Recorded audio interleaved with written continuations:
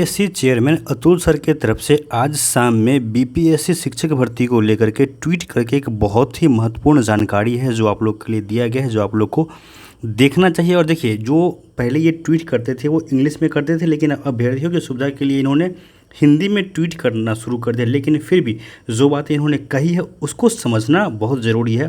देखिए, इन्होंने 4 बातें हैं जो आज ट्वीट करके सामने बताया है अभ्यर्थियों के लिए कि देखिए कहा गया है, टीआरई उम्मीदवार कृपया ध्यान दें। पॉइंट नंबर 1 क्या है कि प्रविष्टियों में सुधार का अवसर प्राथमिक सहित सभी के लिए है। यानी जो एडिट का ऑप्शन आपको 1 तारीख से मिलने जा रहा है, यानी 1 सितंबर से जो आपको एडिट करने का अपने फॉर्म में ऑप्शन दिया जा रहा है, वो सबों के लिए 1 से लेकर के 12 तक के जितने भी अभ्यर्थी हैं वो सबों के लिए होगा। यानी कि अगर मान लीजिए ऐसे कोई अभ्यर्थी हैं जिन्होंने बीएड और डीएलएड दोनों कर रखा है और आपने अगर फॉर्म भर दिया है बीएड के आधार पे, तो आप उसको डीएलएड कर सकते हैं। दूसरा पॉइंट आप लोग देखिए, दूसरे पॉइंट में कहा गया है कि प्रविष्टियों को समर्पित कागजातों के अनुरूप सही किया जाना अनिवार्य है। इसके अलावा तीसरा पॉइंट है, अब कोई भी जमा किया गया दस्तावेज बदला नहीं जा सकेगा। अब देखिए, इस बात को समझिए कि किस डॉक्यूमेंट को चेंज नहीं करने का ऑप्शन है। ऐसा बहुत सारे अभ्यर्थी होंगे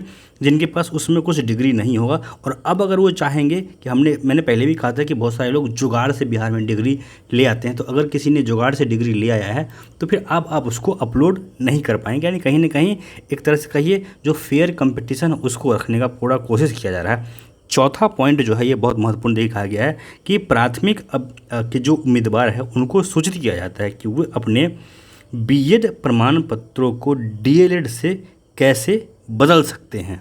यानी इसका मतलब समझना बहुत ज़रूरी है। जैसा कि मैंने अभी आप लोगों से कहा कि जैसे मान लीजिए कि किसी के पास कोई सर्टिफिकेट नहीं था और बाद में उसने जुगाड़ लिया, तो आप उसको चेंज नहीं कर सकते हैं। लेकिन उससे पहले मैंने कहा भी था कि जिन्होंने बीएड के आधार पे फॉर्म भर दिया और अगर उन्होंने डीएलएड भी कर रखा है तो उन लोगों को फिर चेंज करने का मौका दिया जाएगा। लेकिन इसके लिए जो उम्मीदवार हैं उनको इसका जो इन्फॉर्मेशन है आपको बाद में दिया जाएगा। यानी एक तरह से समझिए तो आप अपना बीएड का डिग्री हटा करके डीएलएड का डिग्री अपलोड कर पाएंगे, लेकिन अभी जो 1 से लेकर के 3 तारीख के बीच में जो एडिट का ऑप्शन दिया गया उसमें ये सुविधा आपको नहीं मिला है। इसका मतलब है कि आपको वो सुविधा मिलेगा ज़रूर, थोड़ा सा इंतज़ार करना पड़ेगा।